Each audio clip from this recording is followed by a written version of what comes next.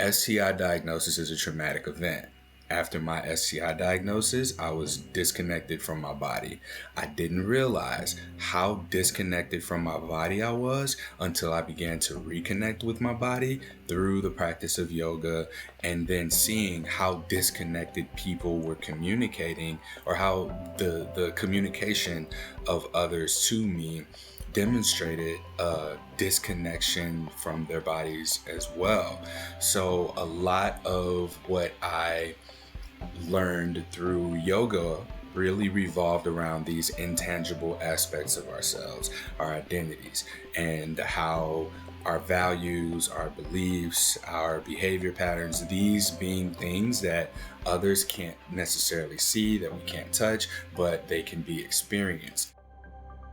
Welcome to Jamie's Given Consent. The goal of this show is to introduce you to the people and ideas behind consent culture, empowering you with the tools to pursue healthy desires and disrupt toxic patterns.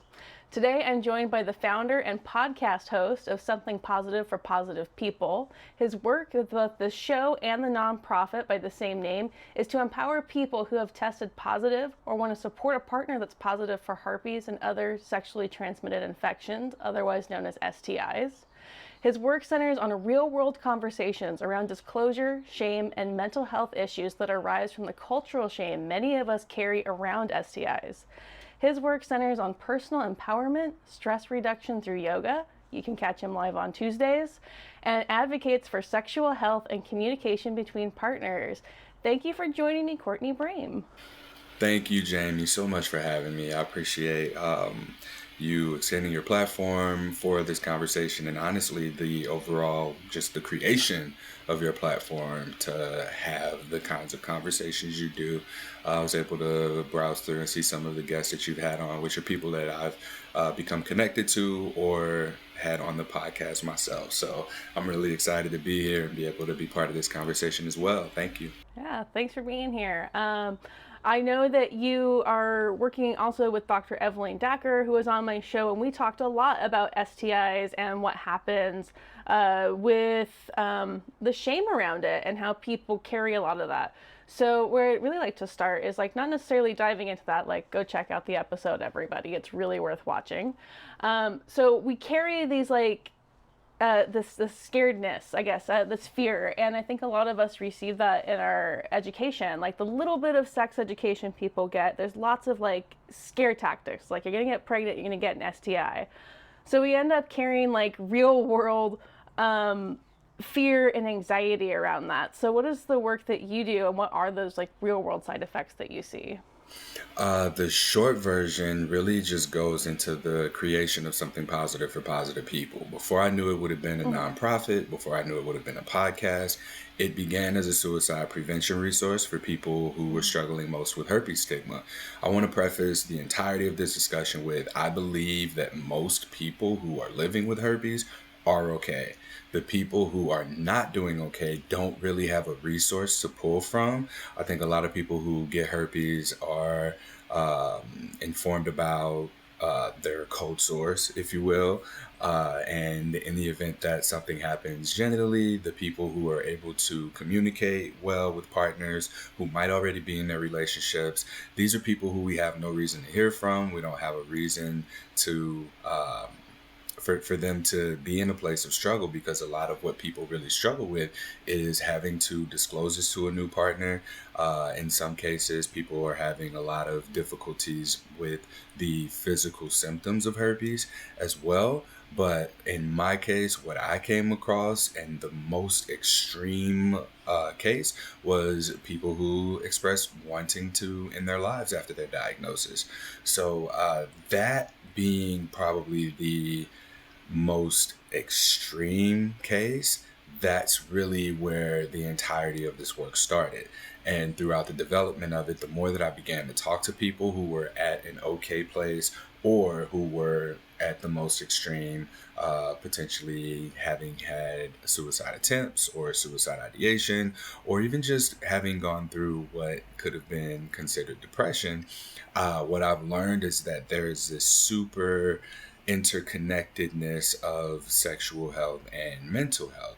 And that's sort of where stigma resides. So as we talk to more and more people about their experiences, their lived experiences navigating STI stigma, we learn that there is actually so much that could be alleviated from their current and most recent experiences if we were to take a look at the sex education system. So if people were to, I use this analogy.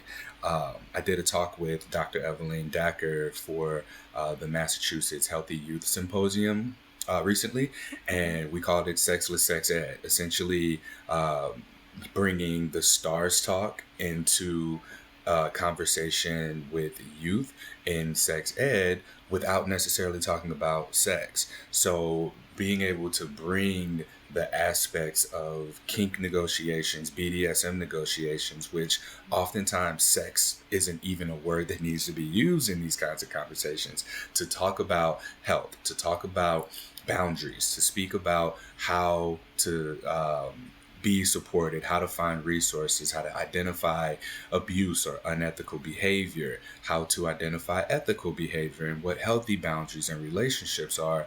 All of these things, if provided to youth at an early enough age, will translate into sexuality. And in my experience, the um, people's inability or just not having any sort of a framework in mind to know how to seek support is probably one of the more detrimental things that I've seen people who are living with herpes come across. Only in those extreme cases where I'm contacted or where the resources of something positive for positive people are sought out and then utilized. So I hope that that answers your question well enough. I tried to keep that as short as I could.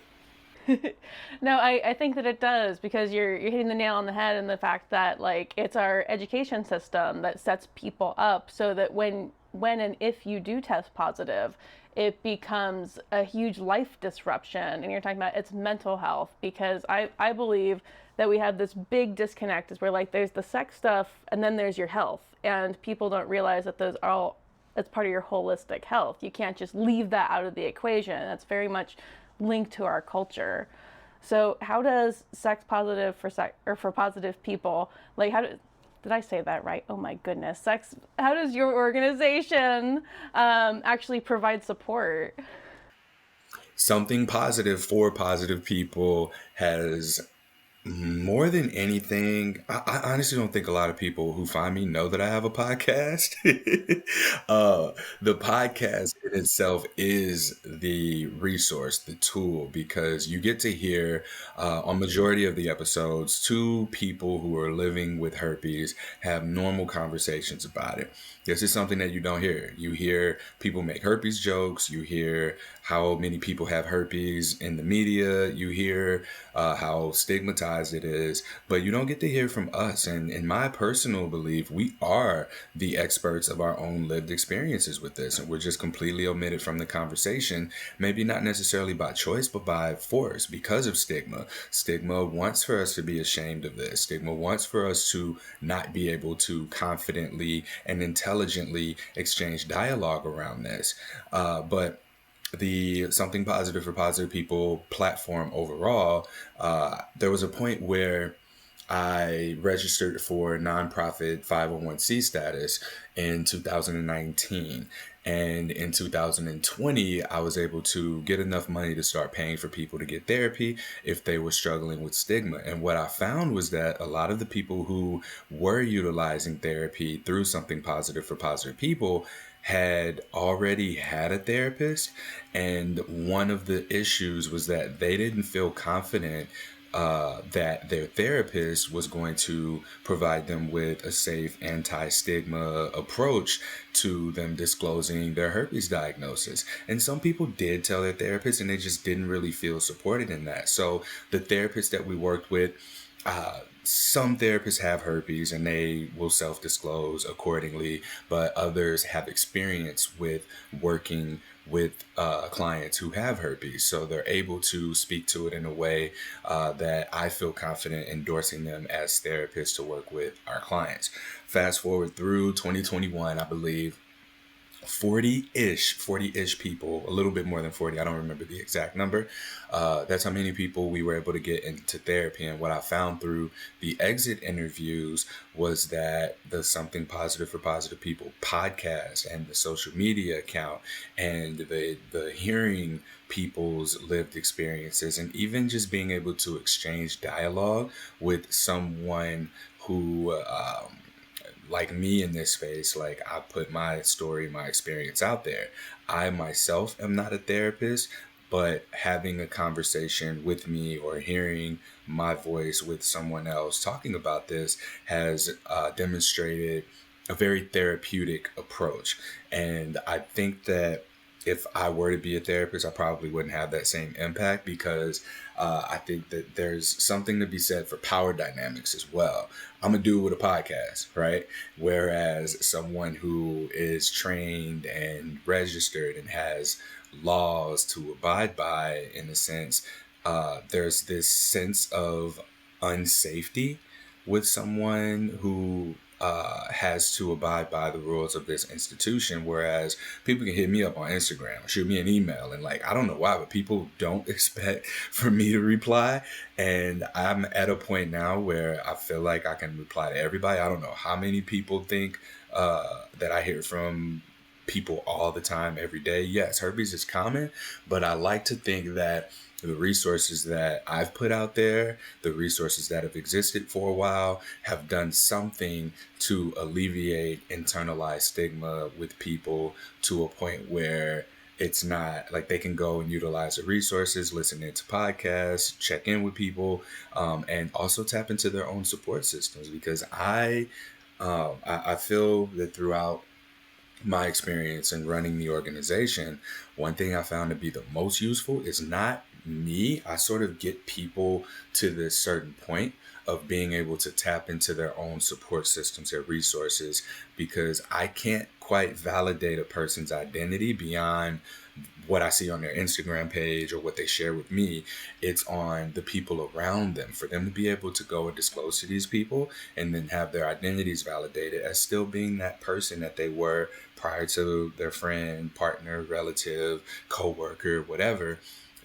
Being able to have that framework of them before their diagnosis to the point of them disclosing to them, for them to still be seen as the same person, that's probably one of the more healing things that exists. So I like to consider Something Positive for Positive People as a gateway to being able to get to that point in your own experience.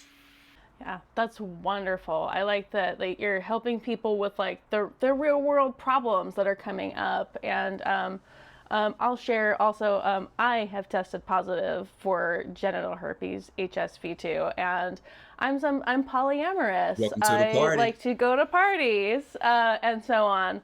And I remember going through that process. My doctor was more concerned about the fact that her printer wasn't working than gently giving me the news, because I didn't even know I was being tested for that. And I find myself sitting in the role of sex educator oftentimes in my safer sex talks. You know, you mentioned the STARS talk being a safer sex talk model.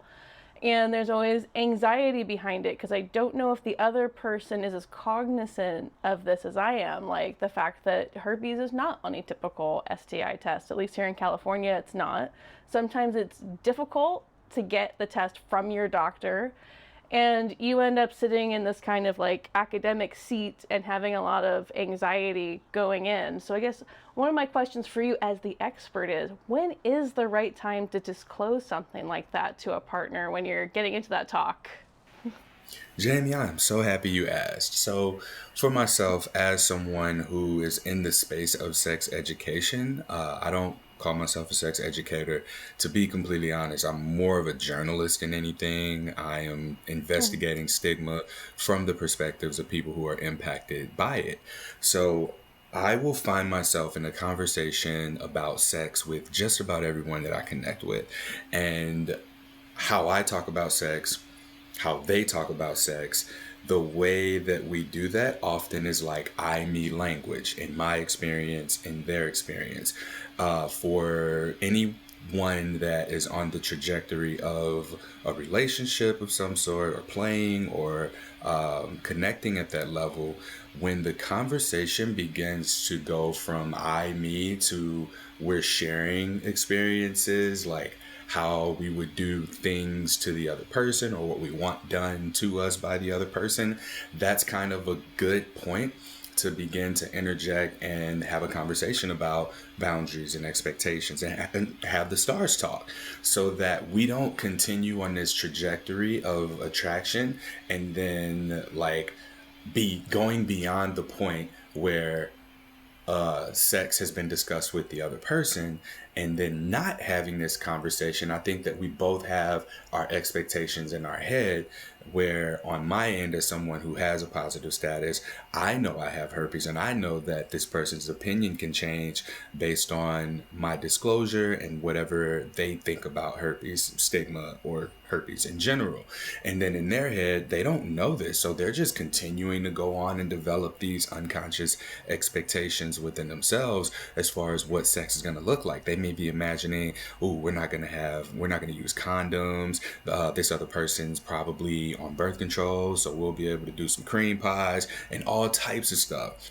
So being able to interject at that point, it alleviates this covert expectation setting that happens within a person's mind unconsciously about what the fantasy is. And now we can begin to co-create the foundation of the fantasy with this safer sex talk conversation. So being able to identify, what our turn-ons, avoids are, relationship intention, safety, and STI status. Now we can get into having clarity. We have clarity. We have clear and accurate expectations of what the interaction will and could look like moving forward. So now we're on the same page, rather than us drifting apart beyond that point. And I'm using my hands here for Jamie in case. Oh wait, this is going on YouTube. We're good. We're good. So It is. okay, so rather than us drifting apart and our expectations getting higher, we're able to come together and then elevate with one another, co-creating the further experience of the interaction. So in short, I tell people, when sex goes from I, me language to you, us, we language, that's when you want to go ahead and disclose your status and begin to have this safer sex talk. Thank you for that. That's good advice too. Like, cause it's when you're getting into the juicy space, and I have done this before, where I get into the juicy space with somebody, and then I disclose, and it is like a slap in the face when the other person is like, "Oh, I have agreements," and that's a hell no, and you realize like you're gonna have to negotiate every little thing, and it's like it's not sexy, it's not fun. So I want to talk about also like how do people be good allies for those who do have STIs so that they don't receive that slap in the face? Because I understand not everyone is willing to take that risk, and that's a good thing. That people should have their boundaries, but like, how do you be a good ally when that's a boundary for you? It's as simple as not being a dick, to say the least. The way that you receive someone's herpes, I don't like the word disclosure. I wish that there was a better way of wording it, but right now all I have is sharing your status. So if you share your status with someone and that person has whatever reaction they have, they are free to have that reaction. Someone's not a jerk or mean or unethical because they don't want herpes. I have herpes. I don't want herpes. And when we do share our status with this other person, we have to understand that they have a right to whatever visceral response that they have. But we also need to understand we may be the first person who is disclosing our status to them. If they've never heard herpes before or heard about herpes before outside of the context of the media, of just jokes and movies, family, then they don't really have a framework for how to respond to this. So we have to also, while giving ourselves grace, give the other person grace who we're disclosing to, and allow for them to have their feelings. Now, as someone who is on the receiving end of someone's positive status, understand that rejection is the number one thing that we're concerned about. It's often, okay, well, if I tell this person, they're going to be the meanest they can possibly be. And that's what runs through a lot of people's minds if they have anxiety about sharing their status with someone. So to be able to have a moment to pause and reflect on any of the initial feelings that are coming up inside you as the person who's on the receiving end of someone's positive diagnosis, um, really be able to just redirect. I offer redirects as a way of receiving a disclosure. So, all right, if I'm someone who's negative for herpes or unaware of my herpes status, which is much more realistic, when someone discloses to me that we want to move forward intimately, then we can explore what that looks like. So maybe I'm not fully comfortable with genital to genital contact. So are there other ways that we can be with one another, that we can play? Is there more information that I can get in order to actually assess the risk? How can I find out more information of what it means to be with someone who has herpes? Because I simply don't know. And if a person doesn't know, we can't fault them for not knowing. Let's fault the institutions that provide us with the education that we receive for coming up short because we don't know about this. A lot of people don't even know that cold sores are herpes, and that person we're sharing our status with may get cold sores, but God forbid they accept the fact that that's what herpes is, you know? So that's probably the most concise bit of feedback, is to really just have your feelings, give space for the other person to have their feelings.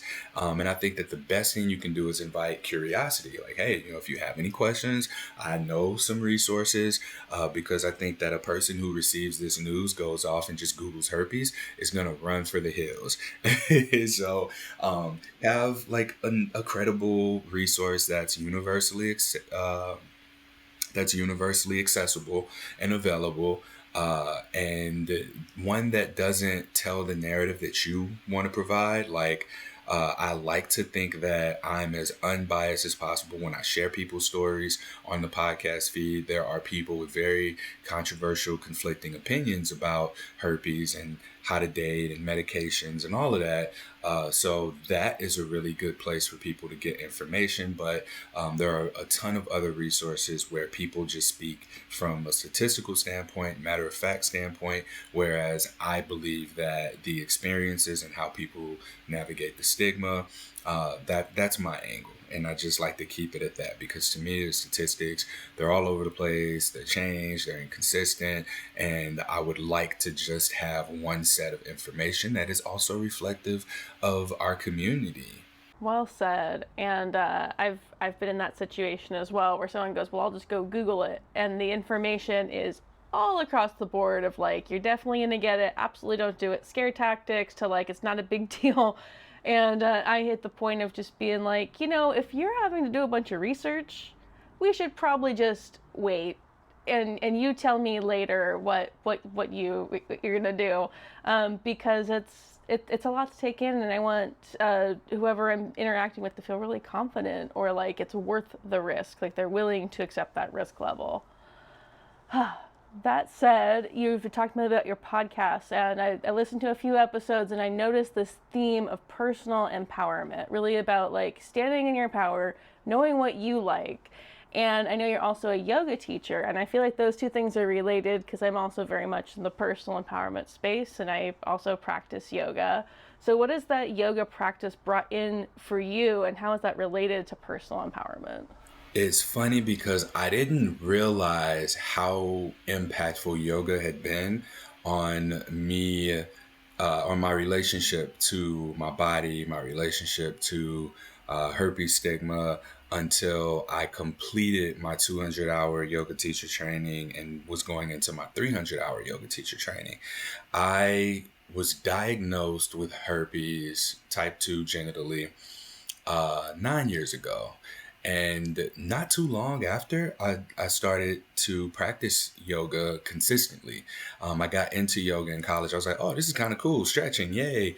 And then I started showing up to the gym that I went to and attending their yoga classes. And eventually a yoga teacher came up to me and was like, hey, you should teach yoga or consider becoming a yoga teacher. I was like, why? Because I'm Black. And she was like, well, there's not a lot of men who teach yoga. I didn't get to say that. I thought it. And yeah, I ended up getting a scholarship for it because, I mean, there are few people of color, men especially, who teach yoga. So I think that this might have contributed to me being able to go through the teacher training. And what the teacher training was super like self-reflective. It was more than just here's how you get into this posture, here's how you tell people how to get here. It was, what has yoga done for you that you are going to provide to the world through your practice. And for me, when they asked me why I wanted to participate in the training initially, I was like, oh, I'm a former athlete. I want to teach yoga to athletes. And then that question came up again later, and it was like, wow, an STI diagnosis is a traumatic event. After my STI diagnosis, I was disconnected from my body. I didn't realize how disconnected from my body I was until I began to reconnect with my body through the practice of yoga, and then seeing how disconnected people were communicating, or how the communication of others to me demonstrated a disconnection from their bodies as well. So a lot of what I learned through yoga really revolved around these intangible aspects of ourselves, our identities, and how our values, our beliefs, our behavior patterns, these being things that others can't necessarily see, that we can't touch, but they can be experienced. So I speak to identity validation as suicide prevention, and the validation of a person's identity, because I had a personal experience with someone who, in one of the Facebook herpes support groups, wanted to kill himself. He made a post. He seemed like he was going to do it. And I asked some admins, I was like, hey, what are y'all doing about this? And they were like, we're getting together. And it just seems like people's responses to things like that are never really fast enough. And yes, it's virtual. There's not much you can do, but there's something that can be done. Even if it's the wrong action. Action, period, is better than no action at all. So I went to his Facebook page. I scrolled through and I noticed there was a huge gap between he played the guitar and made music. And there was this gap of time between that and when he was consistently making music. So I went back and I messaged him. I was like, hey, man, like, I saw your post. I recognize that you played music and it sounds like you're pretty good at it. So we were like talking a little bit about that. And then we got into like his girlfriend leaving him or cheating on him and how bad the breakup was. And I was like, man, well, I enjoyed your music. Maybe, if you were to get back into that, I don't know exactly like how I said it, but we were talking about the music. Like I made the music the focal point of the conversation.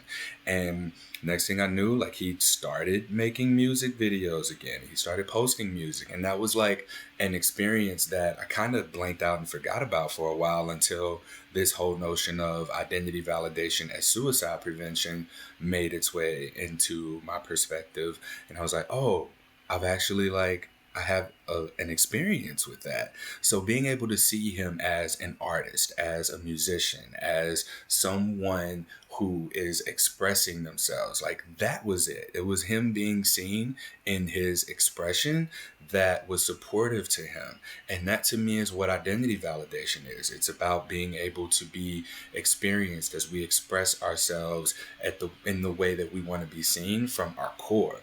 So that and being able to put words to that and being able to experience that and speak to it in a way that can be received by others is something that yoga has done for me. I love that, because you're encouraging somebody to choose the identities that they want to identify with, instead of it being like, well, I'm a person with herpes and that's my identity 100% of the time.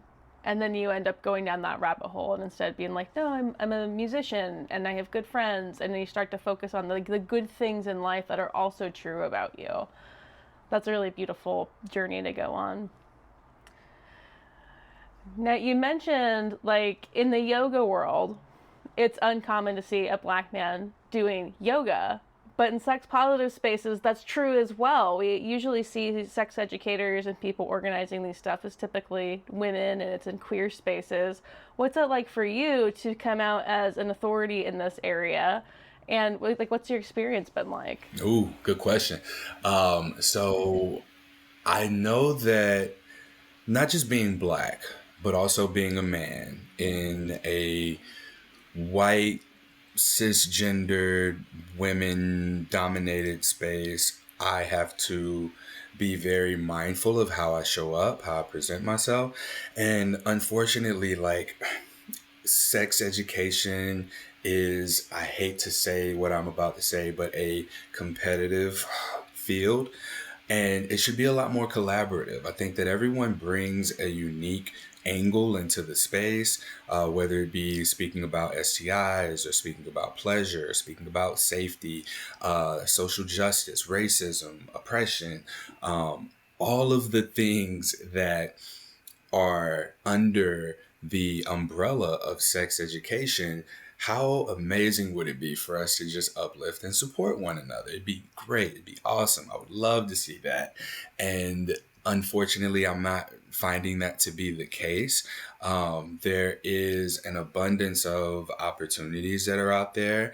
I recognize that me being, I don't know how many men there are. I don't know how many black men there are. But for the way that I show up in this space, like, I also have to just be mindful of that. I think that one of my greatest fears in this space is because I talk about sex with almost everybody that I speak with, something being misrepresented or misinterpreted or just like screenshot and doctored in a way that could essentially jeopardize the momentum that I have or any of the progress that's been made. Because it doesn't take much for, someone like me who's not very popular in this space. I mean, not popular, but like represented in this space, to essentially be ganged up on or something like that, right? And so I'm very mindful of the way that I carry myself. I'm very consent abiding. I'm very like mindful of how I communicate with people, sometimes to the detriment of being able to provide them with support. But I think that over the last 5 years of podcasting, I think that I've demonstrated not only who I am, but there's been a consistency first off. And then there's also been this ongoing demonstration of my evolution. Like, I'm very transparent about my life and the way that I do things. So I would hope that that sets the expectation of what people will receive when connecting with me or when partnering with me on projects or workshops or in the field of sex education.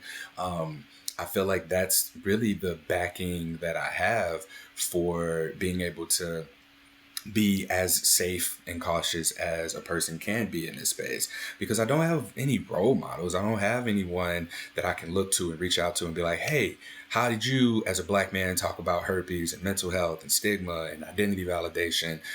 What are you doing to stay out of trouble or stay under the radar? And that's even another thing that I hate that I have to say is, like, I try to stay under the radar, like, and stay in my lane, if you will, because that's really an oppressed mindset as well. Like, I know that I make myself significantly smaller because that's what I have to do in order to stay safe, or that's what I've been taught I have to do in order to remain safe and stay off the radar, not get too much attention.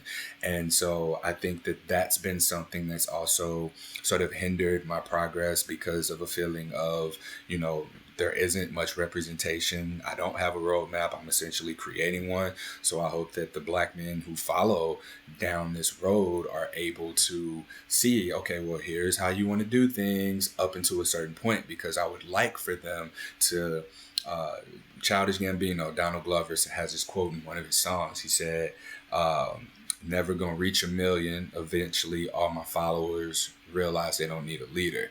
So I hope that anybody who is following this path recognizes that they're their own leader and that they'll have to drift off and do their own things and hopefully operate under a similar code of ethics and develop healthy connections throughout the way to where along the way, so that they are more so guided along the lines of good karma, and they can do their own thing. So for me, like, it's a matter of, like, it's lonely because I don't have anyone who has shared relatable experiences that I can come to in the event of looking for celebration or support, or to be challenged on something, or if I am facing a challenge that I need to bring to someone, like, hey, how do I deal with this controversial thing? I don't have that. I only have the support of the people who have gotten me to this point, who have shared space with me, who have also been a part of the Something Positive for Positive People movement, platform, whatever we want to call it. So yeah, summing that all up, I would say it's lonely. It sometimes feels unsafe, but at the end of it, when I get the messages from people, when I get these opportunities to be able to come on and, like, speak on here, I think it makes all of those moments worth it. And it kind of tells me that I'm on the right track and I'm doing the right thing. So it feels very validating to my identity uh, when it's received in the way that it has been throughout the course of time that I've been in this space. That's wonderful. I love that you're associating like we should be working together in the sex ed field and then like being a trailblazer, being somebody who has a different voice in this conversation, has a different perspective and not having that mentorship piece. I can tell that you're somebody who really wants to change the world, and I didn't have this question in mind, but now I really want to know. As you're somebody who's like working on your own trauma and working on being seen, and I totally understand, like I'm also a person who has been like remaining small, and I'm like now out with my own podcast. When it comes to something positive for positive people, what is the change that that organization is going to push onto the world over the next few years? There's a few things, and this is part of my problem too, that there are so many things that I feel like can be done, should be done. One of which is this concept of STI minimization. Notice I said STI, not STD, and I said minimization, not prevention. I believe that STD prevention is something that is non-inclusive. I look at the CDC's recommended STD prevention methods, and they're non-inclusive to people who have sex with people of the same genitals. Like, one of the recommendations is to use a condom. Okay, what does that mean to two vulva owners? If a condom goes on a penis, there's no penis present. How are people with vulvas supposed to engage with one another and feel safe? On the same website, there's Get the HPV Vaccine. That's awesome. But what about PrEP? You know, there's no mention of PrEP on this screen, where when you look at STD prevention, that's not there. We talk about abstinence. Well, what about celibacy? You know, people go in and out of celibacy as well. There's no mention of that, and what the benefits could be to that if someone chooses that. We say mutual monogamy on there. Well, we don't say that, but the CDC says practicing mutual monogamy, as if you can't still have sex in a way that may not be risky for STIs. And also, like, we live in a world where our next partner is a thumb swipe away, right? So a monogamous person could, in theory, have more partners than someone who is practicing non-monogamy over the course of a year. And it's almost like a person who is engaging with multiple partners ethically is more demonized or shamed or stigmatized than a person who is like, oh yes, I'm monogamous and I only have sex with one person at a time. Or even if they don't, like going back and forth to past partners, cheating, these kinds of things, all of it happens. It doesn't matter what your relationship structures are. But the concept of STI minimization is inclusive to people who have lived experiences with STIs. I think that we can create an intervention model such as Something Positive for Positive People, where you hear from people who are living with STIs on what they wish they would have done differently, on what they've learned from their lived experiences, so that we can prepare people for if they test positive for an STI, and if they have a partner who discloses to them that they're positive for an STI. But the overall communication that comes from the lived experiences of people who have had experiences navigating stigma directly are essentially useful to combating not just STI stigma, but also STI rates. And we see STI rates are growing uncontrollably. Like, we see those kinds of headlines all the time. And I think that Something Positive for Positive People is one platform of what should be a lot more that is directly able to combat that. I think another thing is this idea of identity validation and suicide prevention, as well as sexual health as mental health, as well as being able to talk to youth about sex without talking to them about sex, giving them that STARS framework, the way that we negotiate kink and BDSM scenes, but applying it to recess. Hey, do you want to play basketball? And if someone says no, knowing that no means no, and knowing that yes means we can further negotiate, and knowing that someone's like shaking their head up and down while body language is saying no, or while they're verbalizing a no, that's a poor metaphor. But like, if their body language is like, yeah, let's do this, but they're saying no, being able to recognize that conflict and be like, okay, well, I'm hearing one thing and saying another, so let's talk about that. I think that this sets our youth up to be at a point where they can seek out and utilize resources for themselves that they need when they need them, so that they don't go to a place of suicide ideation, so that they can see other people as people rather than whatever the infection is that's being disclosed to them. And there's just so much more to it. But if I were to put it into a statement, it would definitely be the suicide ideation. The identity validation piece as suicide prevention, because Something Positive for Positive People is a suicide prevention resource. It just so happens to have its impact and reach in the realm of herpes, sexual health, mental health, sex education, and overall communication. I love it. A mental health resource by looking at this problem for what it is, not what we wish it would be, and then going from there. Wonderful. Before I ask my last question, where can people find you on the internet or anywhere else? I am honestly the most active on Instagram. That's where I started. That's where most of my people are. I remember, like, when I first started the page, I went and followed the hashtag, any page that had hashtag herpes, HIV, and I just hit follow, follow, follow. So now I'm almost at about 8,100 Instagram followers. So I'm on there regularly engaging with people. I started a TikTok begrudgingly, and it's at H on my chest, but there's an underscore between each syllable. So it's H underscore on, O-N, underscore my, M-Y, underscore, and then chest. And also www.spfpp.org.